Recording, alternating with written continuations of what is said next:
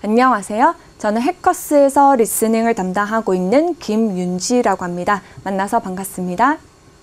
오늘 시험 잘 보셨나요? 많이 궁금해 하실 텐데 바로 총평 시작해 보도록 하겠습니다.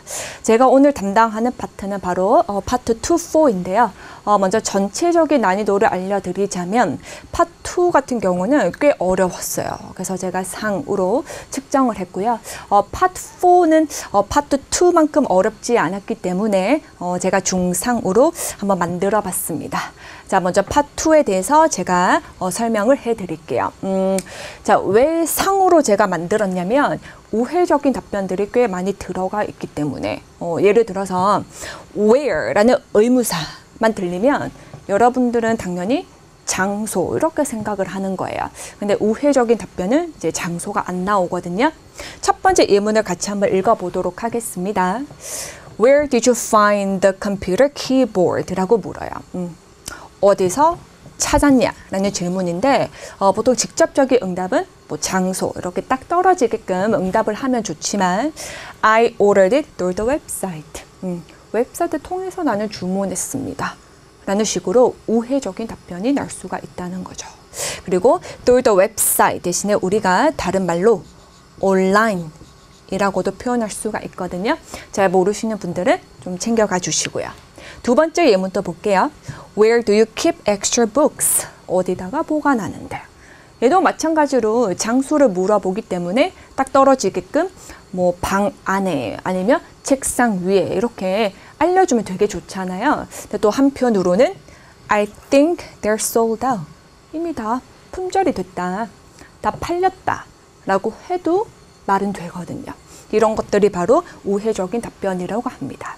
자, 여기서 sold out 대신에 여러분들이 ran out 라는 표현도 사용할 수가 있어요. 이것도 sold out처럼 품절이 되었다.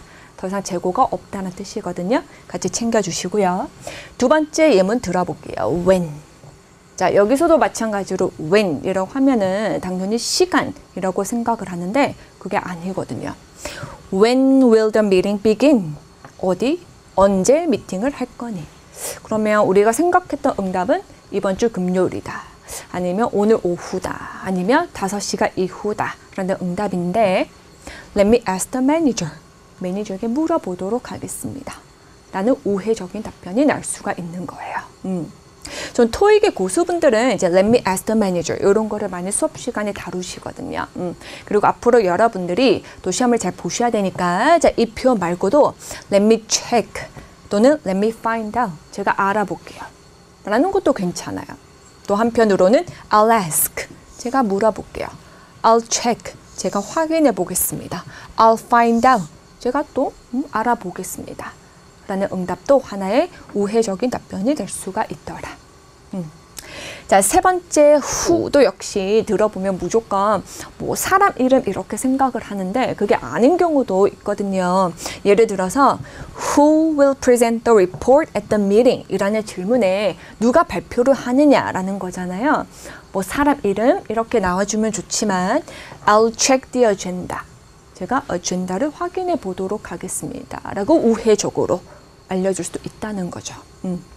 그리고 check 대신에 대체할 수 있는 동사가 look at, 보겠다.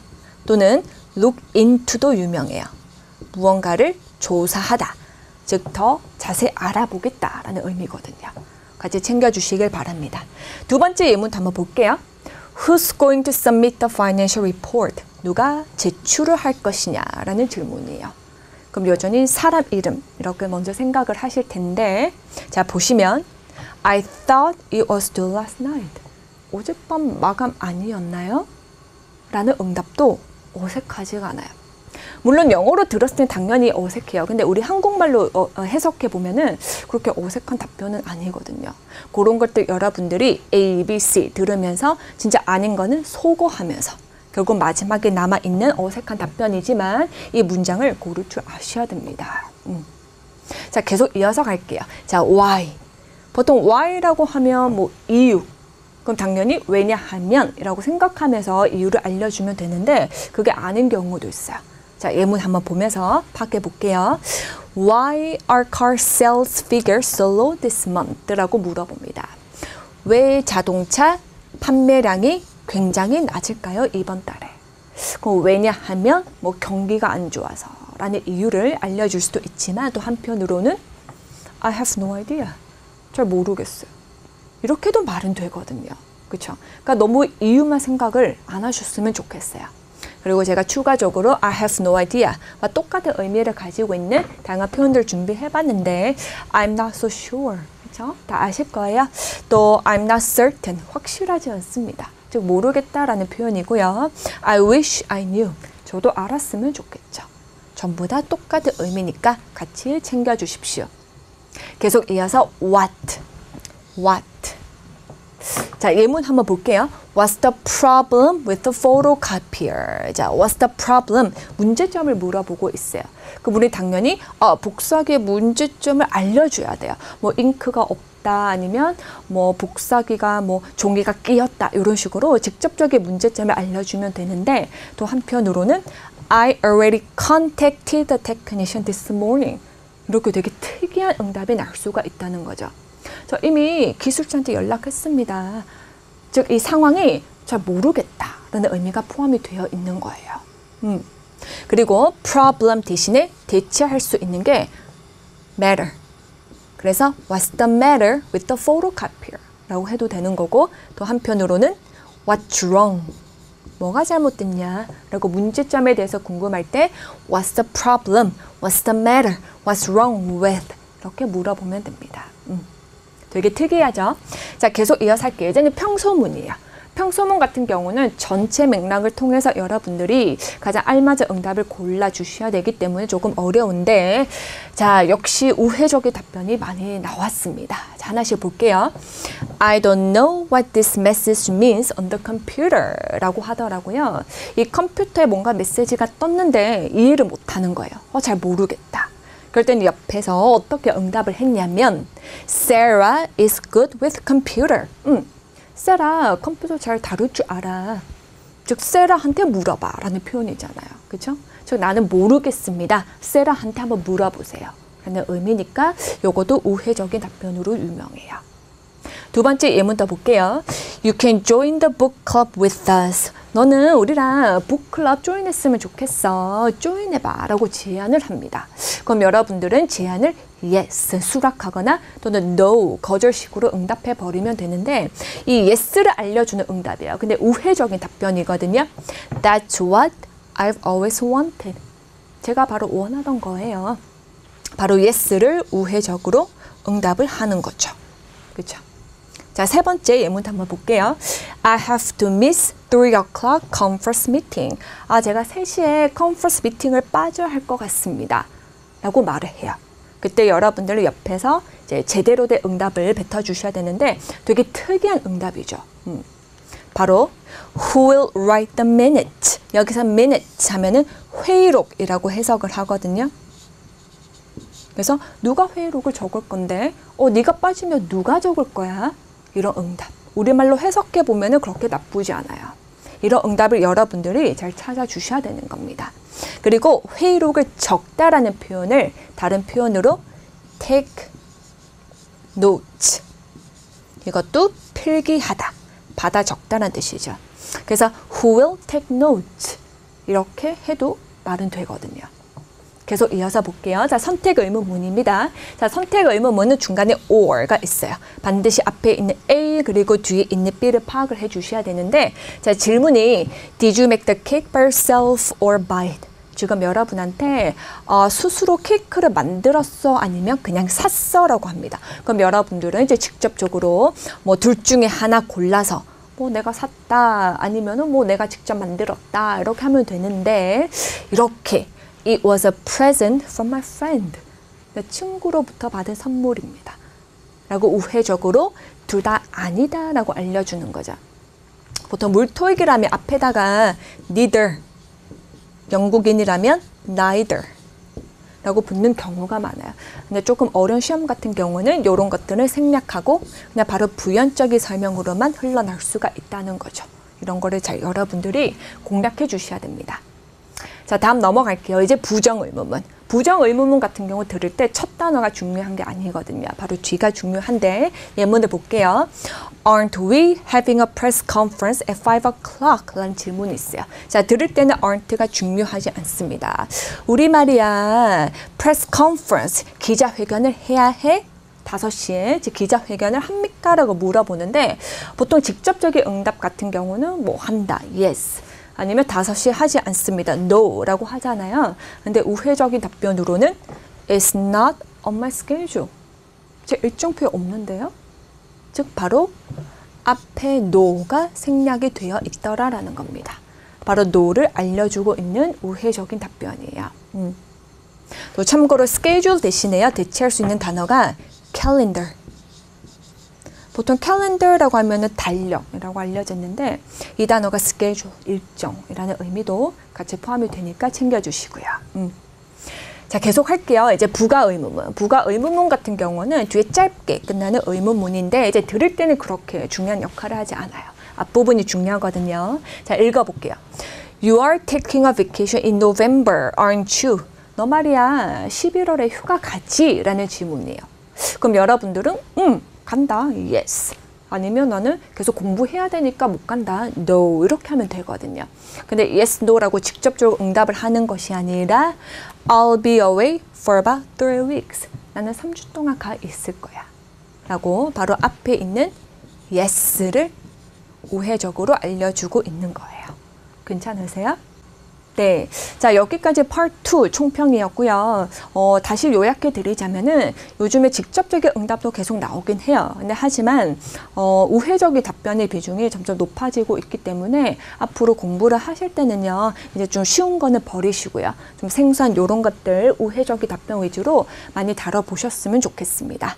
자, 그럼 파트 4 총평 시작해 볼게요. 자, 파트 4 난이도는 중상이었고요. 앞에도 이야기했지만 제가 몇 가지 준비를 했는데 꼭 암기하셔야 되는 파트 4 paraphrase 재표현이라고 하거든요. 표현들을 하나 가지고 왔습니다. 볼게요. rainfall 또는 heavy rain이라고 하면 우리가 폭우라고 해석하잖아요. 근데 이런 단어가 paraphrase가 될 때는 bad weather, 나쁜 날씨다, 또는 inclement weather, 악천후다라고 paraphrase를 하는 편이에요. 잘 모르시면 꼭 암기를 해주시고요. 그리고 두 번째, musical performer 또는 composer. 이렇게 뭐 보시면은 뭐 음악적으로 공연하는 사람, 또 작곡가라고 해석하는데 이거를 우리가 다른 말로 표현할 때는 musician이라고도 할 수 있거든요. 결국 똑같은 사람이라고 보시면 돼요. 3번으로 갈게요. free, 공짜다. at no charge, 뭐 여전히 공짜, 또는 at no cost, 비용이 없다. 전부 다 똑같은 의미인데, 자, 이런 표현을 complementary로 바꿀 수 있다라는 거. 그죠? 제 표현이라고 합니다. 자, 4번 한번 읽어볼게요. traffic jam, heavy traffic flow. traffic flow 하면 교통량이란 뜻이거든요. 그러니까 교통량 굉장히 무겁다이기 때문에 전부 다 우리가 교통체증이라고 해석하는데 이 표현들을 traffic congestion으로도 바꿀 수가 있다라는 거. 자, 이것도 챙겨주시길 바랍니다. 자, 5번으로 갈게요. ask. 자, ask는 무슨 뜻이에요? 부탁하다 또는 요청하다라는 뜻이잖아요.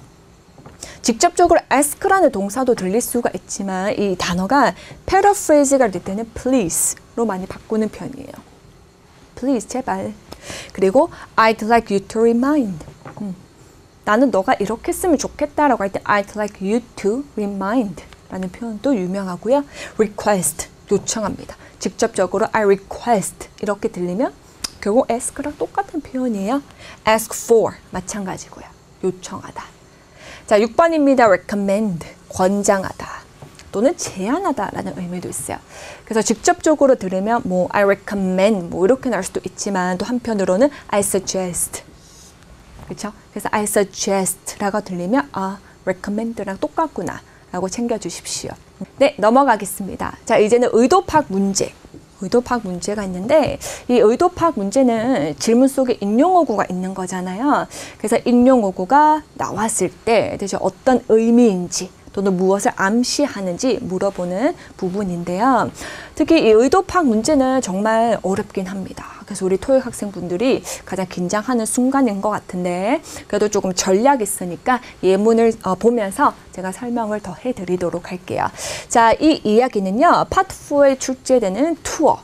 여행 가이드 이야기라고 합니다. 자, 먼저 흐름이 정해져 있는데요. 처음에는 자기소개로 시작하고 그다음에 오늘의 일정을 알려주고 이제 떠난다. 이런 식으로 진행을 하잖아요. 하나씩 볼게요. 자, 안녕하십니까. My name is 윤지. 저는 윤지라고 하고요. I'll be taking you around Han River today. 제가 오늘 한강을 소개해 드리도록 하겠습니다. 저 오늘 목적지는 이제 한강을 가는 거예요. At 8:15, 8시 15분에는 our tour begins with a visit to 육산 빌딩. 우리는 먼저 이제 한강 주변에 있는 육산 빌딩으로 먼저 가겠습니다. Lunch will be at 11:30. 11시 반에는 점심을 먹을 예정이고요. At 1 p.m. 1시에는 we'll travel. 이동을 합니다. 잠실 테마공원을 갑니다. Enjoy the rest of the afternoon. 오후를 즐기기 위해서. 라고 계속 일정을 알려주는데 Now is the time to leave. 자, 이제 떠날 시간이 됐거든요. Some passengers are still late. 어떤 사람들은 지금 아직 안 왔습니다. 지금 20명이 모여야 되는데 지금 한 13명만 모인 거예요. 7명이 지금 안 왔어요. But they can join the next ride. 하지만 그들은 다음에 뭐 버스로 이동할 때 버스를 탈 수가 있고 아니면 기차로 이동했을 때 다음 기차를 타면 됩니다. 라고 알려줘요. If you're ready, please follow me. 만약에 여러분들은 준비가 되셨으면 저를 따라와 주시길 바랍니다. 라고 지금 가이드가 오늘의 일정을 알려주는데 우리는 질문에서 What does a speaker imply when she says they can join the next ride? 우리 입장에서는요, 이 문장의 뜻을 찾는 것이 아니라 they can join the next ride라고 말을 할 때 무엇을 암시하는지를 ABCD 속에서 찾아야 되거든요. 근데 들을 때는요, 이 따옴표가 들리는 순간 바로 앞 문장 그리고 뒤에 문장을 특히 노려서 여러분이 파악해 주셔야 됩니다. 그래서 맞춰보시면 지금 그들은 넥스트 라이드를 조인할 수가 있다. 라는 의도는 뭘까요? 비록 지금 우리가 떠나야 되고 그리고 몇몇 사람들이 안 왔지만 그들은 뭐 다음 거 타도 된다. 그래서 우리 입장에서는 뭐 기다릴 필요가 없다라는 의도로 말을 하는 것 같지 않아요? 그래서 보기 중에서 There's no need to wait. 기다릴 필요가 없다. For other passengers. 아직 도착하지 않은 승객들을 위해서 우리는 기다릴 필요가 없다라는 의도로 그들은 다음 거를 뭐 조인할 수 있습니다. 라고 말을 하는 겁니다. 조금 어렵긴 하죠. 그래서 따옴표가 있을 때는요. 전체적으로 듣다가 특히 따옴표가 들리는 순간 우리는 앞뒤를 특별히 더 노력을 해서 집중을 하셔야 되는 거예요. 네, 계속 이어서 시각자료 문제도 확인해 보도록 할게요. 되게 좋은 거는 시각자료 문제는요, 그렇게 어렵지 않습니다. 의도 파악 문제는 진짜 어렵다라고 할 수 있는데, 이거는 정말 뚜렷한 전략이 있거든요. 자, 그게 바로 시각자료를 보되 항상 해당하는 질문을 챙겨주셔야 되는 거예요. 자, 질문을 보니까 언제 CEO가 이야기를 할 것이냐라고 지금 시간을 물어보고 있잖아요. 하지만 들을 때는요, 우리는 절대로 시간을 집중하는 것이 아니라 항상 비교 대상인 왼쪽을 집중해 줘야 된다라는 전략이 있습니다. 다시 한번 요약해 드리자면 이 모든 시각자료 문제에서는 A, B, C, D 적혀져 있는 것을 보는 것이 아니라 항상 비교 대상을 보셔야 되는 거예요. 그래서 지금 문제가 언제죠? 자, 들을 때는 언제, 시간이 아닙니다, 여러분. 왼쪽을 보셔야 되는 거예요. 그래서 스크립트를 보여드리자면 CEO가 있어요. CEO. Major Media Company CEO가 있는데 has graciously, 고맙게도 agreed to give a short talk, 짧게 연설을 해주기로 동의하셨습니다. 언제? First meeting, 첫날. 근데 어떤 첫날이에요? 소셜 미디어 마케팅 수업 시간에 첫날에 CEO가 와서 감사하게도 연설을 해 주실 겁니다. 왜냐하면 이 CEO가 그 분야의 전문가라고 알려져 있기 때문에. 근데 우리 입장에서는 시각 자료를 보는데 오른쪽 시간을 보는 것이 아니라 항상 비교돼서 왼쪽. 그래서 첫날에 소셜 미디어 마케팅 수업 시간에 온다고 했기 때문에 바로 9월 5일 날 와서 이야기를 하겠구나. 정답은 바로 September 5th. 여기에다가 체크를 해주시는 거예요. 네, 이렇게 해서 오늘 우리가 파트 2, 4 짧게 총평을 다뤄봤고요. 조금이나마 도움이 되셨으면 좋겠고요. 특히 파트 2 다시 한번 요약해 드리자면 요즘에 직접적인 응답보다는 삥 둘러서 나오는 거 되게 좋아하더라. 그런 부분들을 많이 다뤄보셨으면 좋겠습니다. 오늘 시험 보시느라 굉장히 고생 많으셨고요. 남은 주말 즐겁게 보내시고 오늘 푹 쉬십시오. 오늘 여기까지 하도록 하겠습니다. 수고하셨습니다.